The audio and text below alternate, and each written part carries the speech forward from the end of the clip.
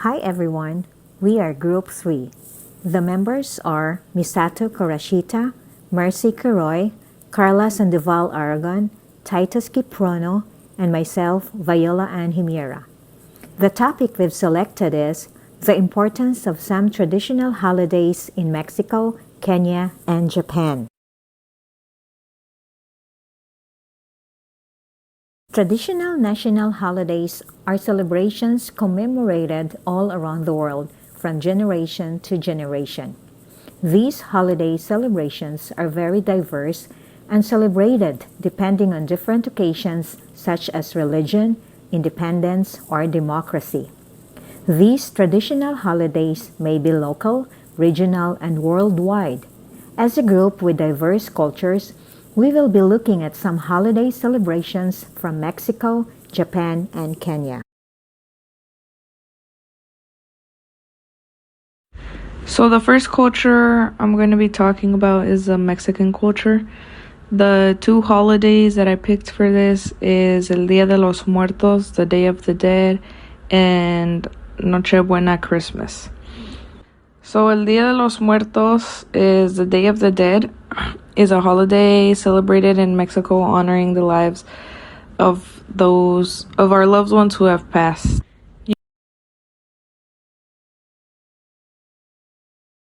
Families gather up and make traditional Mexican foods. We also go and decorate the altar of our loved ones, and we bring them flowers and candles. Here's a video I found. It's about the history and the elements of the altar.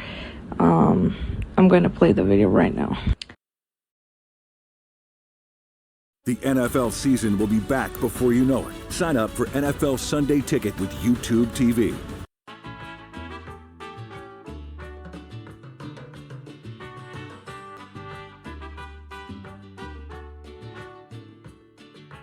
Bienvenidos everyone. We are the Mexican Museum and you're watching our video series on altar building.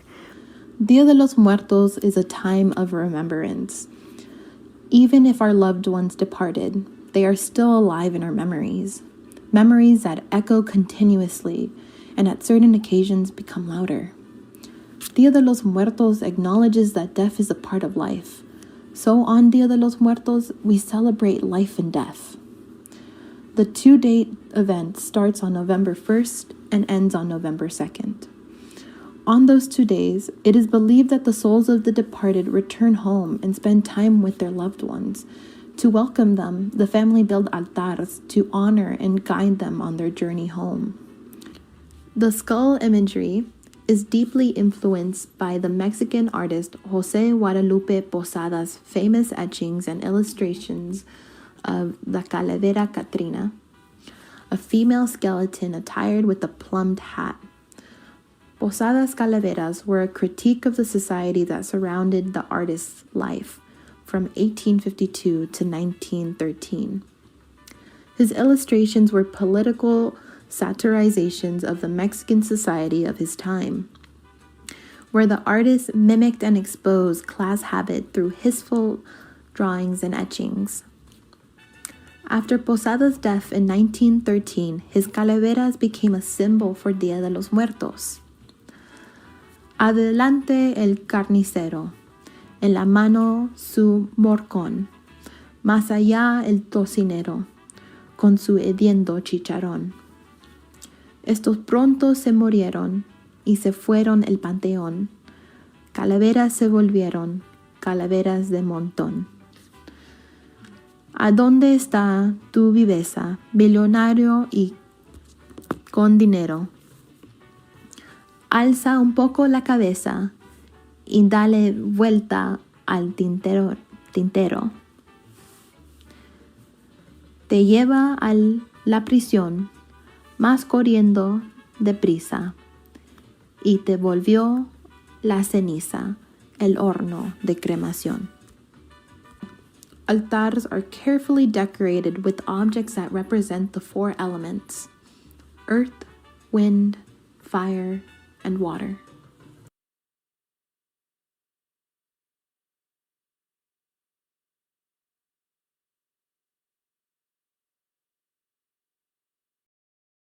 On the Day of the Dead, people also like to dress up, do skull paintings on their face. They do dances, sing songs, have music and drinks. So here's a video I included in the PowerPoint. It's basically just examples of the dances that they do on the Day of the Dead. So let me go ahead and pull up the video. Stop asking research questions to ChatGPT. Its answers are not reliable.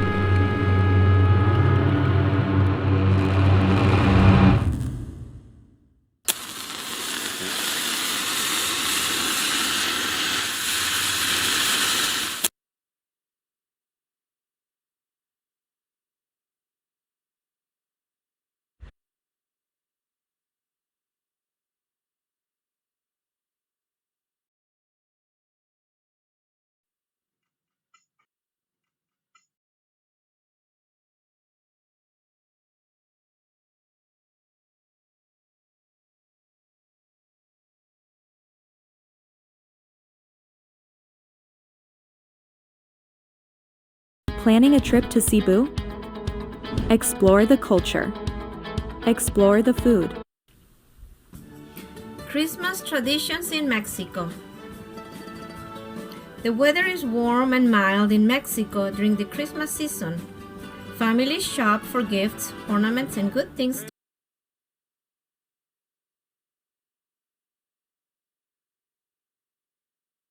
So the first culture I'm going to be talking about is the Mexican culture. The two holidays that I picked for this is El Día de los Muertos, the Day of the Dead, and Nochebuena, Christmas. So El Día de los Muertos is the Day of the Dead, is a holiday celebrated in Mexico honoring the lives of our loved ones who have passed. Usually families gather up and make traditional Mexican foods. We also go and decorate the altar of our loved ones, and we bring them flowers and candles. Here is a video I found. It's about the history and the elements of the altar. I'm going to play the video right now. Cinco de Mayo is one of the famous and important celebrations in Mexico. Now, some local people and locations try to shrug off its importance in Mexico and treat it as just any regular day.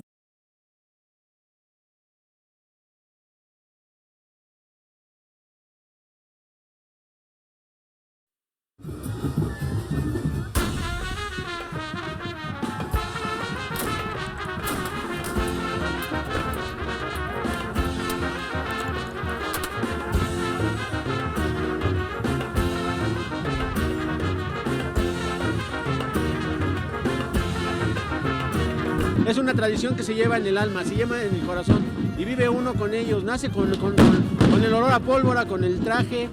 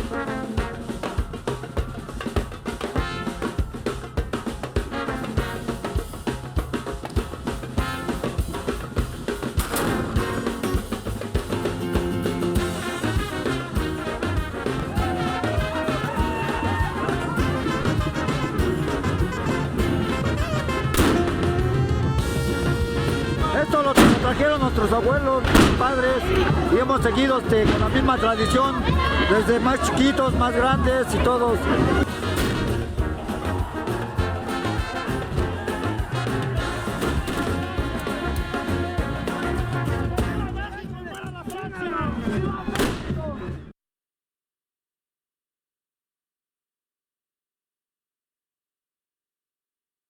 Fortunately, one working-class area in the capital named Peñón de los Baños celebrated and preserved this significant holiday of Cinco de Mayo. For decades, residents observed the 1862 Battle of Puebla, the reason for celebration, and held with such fervor and flair that for them, it actually is the biggest day of the year.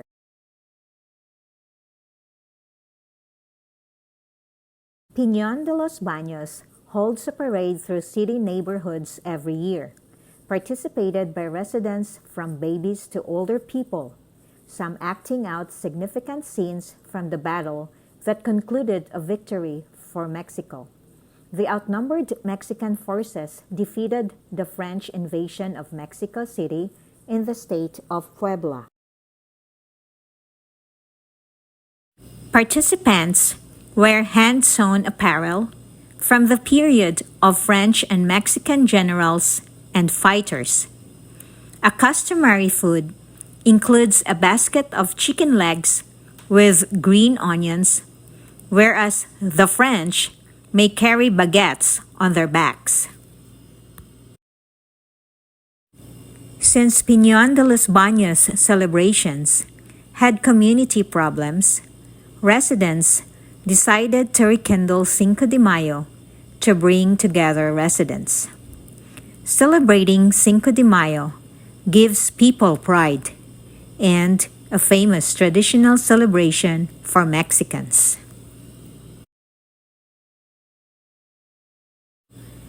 Americans can relate to this holiday since America is a melting pot of different cultures. Many people celebrate Cinco de Mayo like me, and those who don't have Mexican heritage acknowledge the Mexican culture. Another video shows Cinco de Mayo celebration in the USA. Americans can relate. Same in my country, where Philippines also have a celebration to honor the heroic sacrifices of Filipino soldiers who fought during wars to defend the country.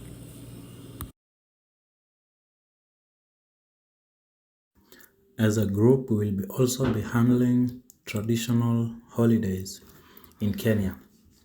One of the traditional holidays in Kenya is the Mashujaa Day. The word Mashujaa is a Swahili word meaning heroes.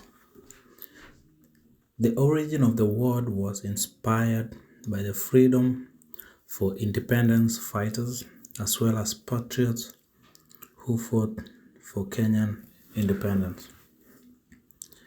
It is them that the other Kenyan heroes and heroines look up to.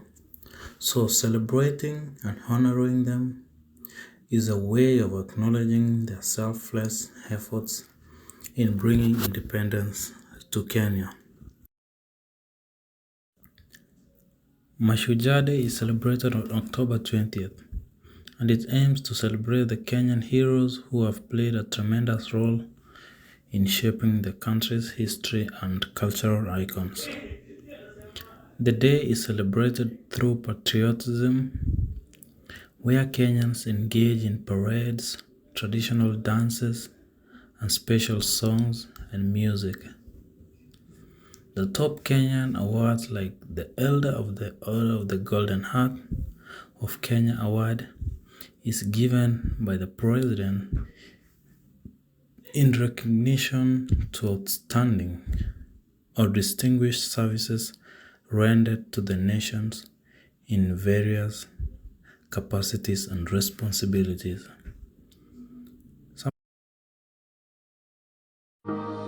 Wells Fargo has provided $5.6 million to help launch financial. Great heroes are recognized all over the world because of the role they play in making their countries progress, and Kenya is not left out. Initially, Mashujaa Day was known as Kenyatta Day and celebrated in honor of Kenya's founding president Jomo Kenyatta and a few other freedom fighters. Kenyatta was a prominent campaigner for the independence of Kenya from British rule. He was arrested in October 1952 along with 5 others: Ocheng Oneko, Bildad Kagia, Fred Kubai, Kungu Karumba and Paul Ngei, on charges of being members of the Mau Mau Society, as they were sentenced to 7 years in prison with hard labor, a movement engaged in rebellion against Kenya's British rulers. Both of us were arrested on the same night, subsequently tried, and either detained or imprisoned for nearly 10 years. The accused were known as the Kapenguria Six. The detainment of the Six is seen as a prominent event in the struggle for independence and was therefore commemorated with a public holiday on 20th October. My leadership has not been to darkness and death, but to light and prosperity.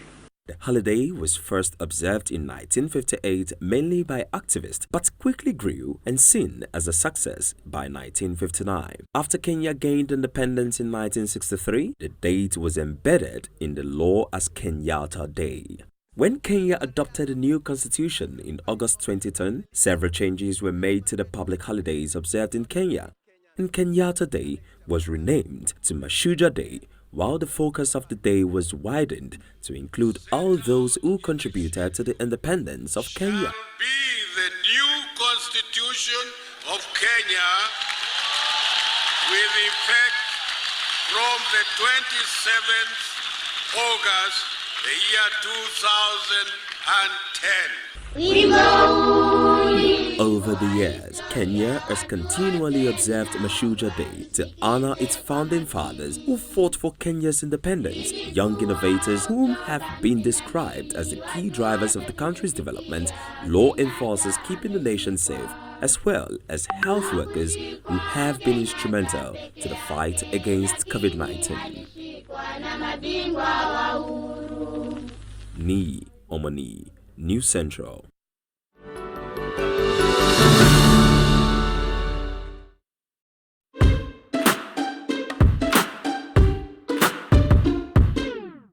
Tired of typing tons of notes during class? There's finally a better way. It's called Otter. Let's say I'm in class. I just hit record, and as you can see, everything I'm saying is turning into a transcript as I talk in real time. Because Otter is transcribing everything,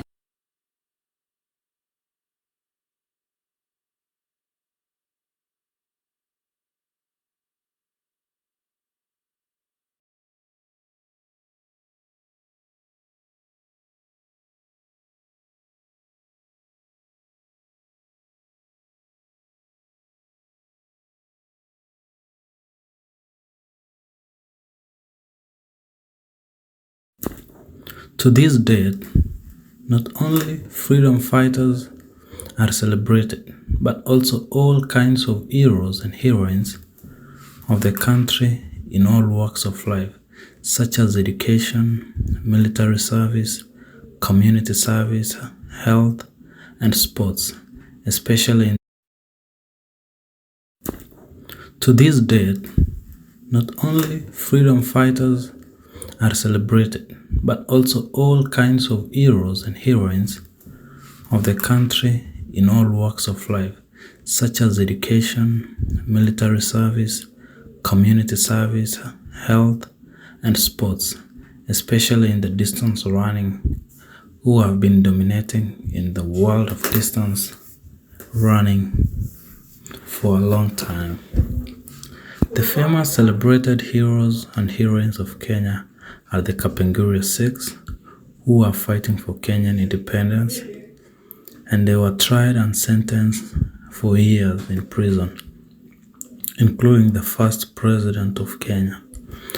The second and the greatest hero was the Mau Mau fighter Dedan Kimathi, who was captured by the British colonialists, and he was buried alive. Herein is a video.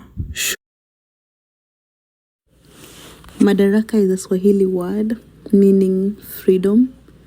Madaraka Day is usually celebrated on the 1st of June every year to celebrate the Kenyans' achievement of internal self-rule, which happened in 1963. During Madaraka Day, we have carnivals, entertainments, and political speeches that take place.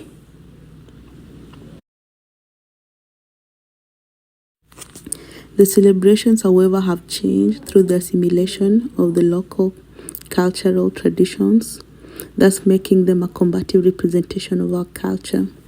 The celebrations are done yearly all around the country in different counties there in our country, Kenya.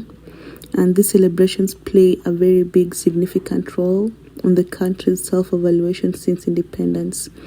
This includes the milestones and the achievements that the country has made since it attained its self-rule from the British colonialists. During these celebrations, people from all over the country are able to showcase their talents, they're able to showcase their traditions through various methods such as dances, songs, and also they get to portray their innovations. The most popular entertainment that takes place is the military band marching, the skydiving, and parachuting.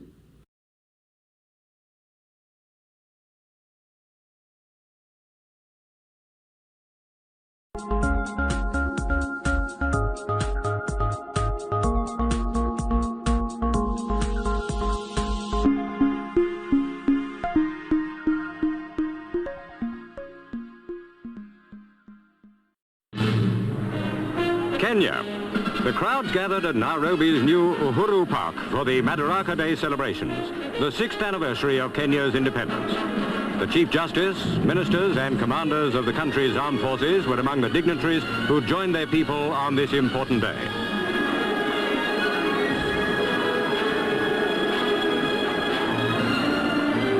This was the last Madaraka Day before the country moved into its next general election. It was an historic occasion for Kenya and a time for President Jomo Kenyatta to review the country's achievements over the last 6 years.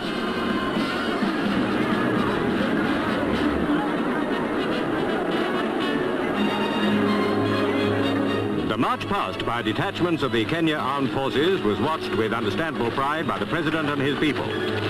The parade symbolized past attainments and future hopes. This day, said President Kenyatta, marked a moment of truth in the life of the nation, the end of one chapter and the beginning of another.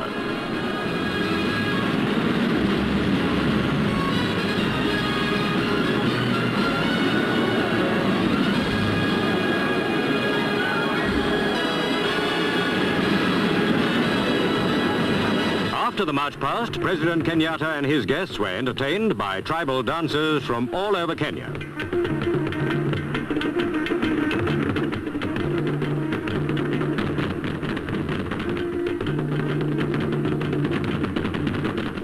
Here indeed was a reminder of the past, another flashback as the country looked to the future. Kenya. The crowds gathered.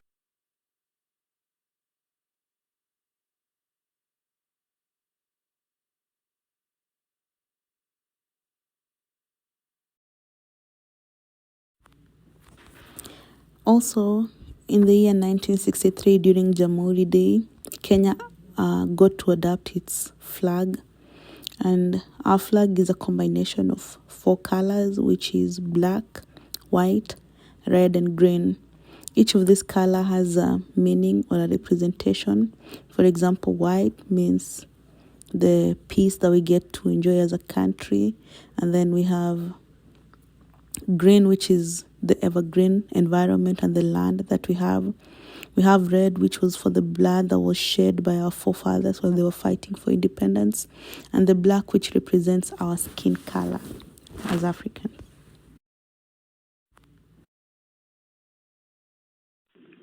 New Year is one of the most important national holidays in Japan. There are so many things to do on Japanese New Year's. A lot of people go to temples or shrines on New Year's Day. In addition, it is very common to go to temples to hear the Joya no Kane. It means New Year's Eve bell. In Japan, most of the temples have big bells, which are usually used to announce the time. However, on Omisoka Day, December 31st, those bells get a special duty of being rung 108 times. Traditionally, the bells are rung 107 times on Omisoka Day, and at midnight on New Year's Day, the bells are rung once more. This is a process of washing out 108 earthly desires, which are 108 different sins and worries that humans experience in their lives. This is a Buddhist concept. Japanese people welcome in the new year by praying and wishing for prosperity, safety, and good health at a shrine or temple. Known as Hatsumode, the act of visiting a shrine or temple for the first time in a year usually occurs on the first, second, or third day of the new year during Sanganichi. It's a common practice to throw saisen, monetary donations, into a saisen box and make a wish. Osechi dishes are an essential part of the Japanese New Year. Each dish has its own meaning of celebration. For example, in the photo above the slide, the dish in the box served from the left in the front row is kuri kinton. It is a sweet and sticky dish made with chestnuts and sweet potatoes. The golden color of this dish is thought to resemble a gold nugget or koban, which in turn is thought to bring good luck in gold. Japanese people share these dishes among family and friends gathered for the new year.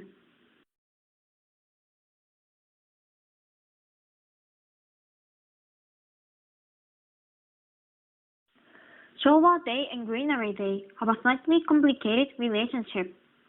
Showa Day was created in 1927. It was first called Tencho Setsu.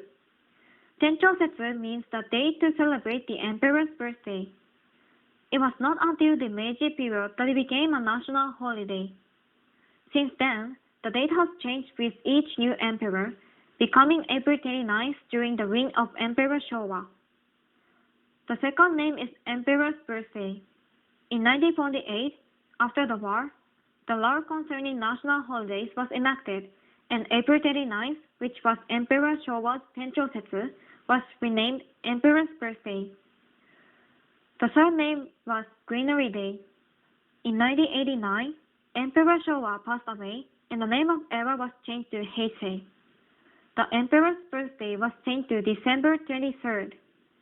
However, April 29th has been established as one of the holidays that make up Golden Week, and there were concerns that changing it back to a weekday would affect the lives of the people. So the name was changed to Midori no Hi, which means Greenery Day, and it remained a national holiday. The purpose of the holiday was to appreciate nature and its blessing, and to nurture a rich spirit. It is said that the name was derived from Emperor Showa's deep knowledge of plants and his great love of nature. Greenery Day on April 29th continued for 18 years, but in 2007, it was newly renamed Showa Day, and Greenery Day was moved to May 4th. May 4th was originally a weekday, but it was sandwiched between Constitution Day on May 3rd and Children's Day on May 5th. Since these 3 days are skipping holidays, the law concerning national holidays was amended to provide that weekdays sandwiched between national holidays become holidays. Later, when April 29th became Showa Day, May 4th became Greenery Day, so to speak. Constitution Day commemorates the day the Constitution of Japan went into effect. The Constitution actually came into effect on May 3rd, 1947, and the following year it became a national holiday under the National Holidays Law.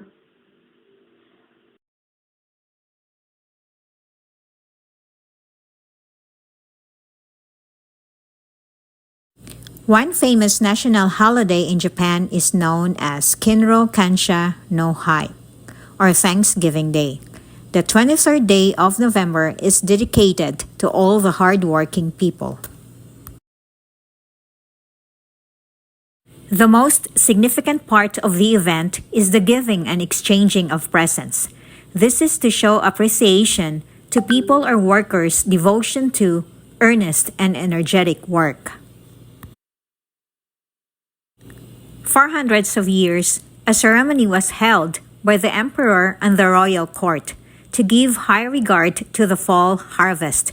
It then converted to Labor Thanksgiving Day as the country transitioned from an agricultural society after World War II. For hundreds of years, a ceremony was held by the emperor and the royal court to give high regard to the fall harvest. It then converted to Labor Thanksgiving Day as the country transitioned from an agricultural society after World War II. Japanese celebrated this holiday without grandiosity compared to how Western people commemorate Thanksgiving Day. Some of the businesses are open, government offices are closed, honoring the labor force. Japanese celebrated this holiday without grandiosity.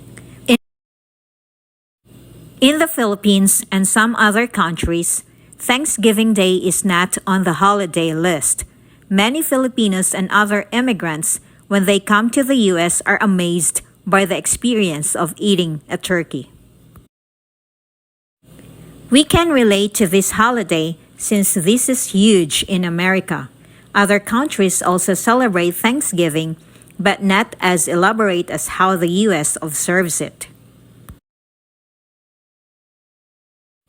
In the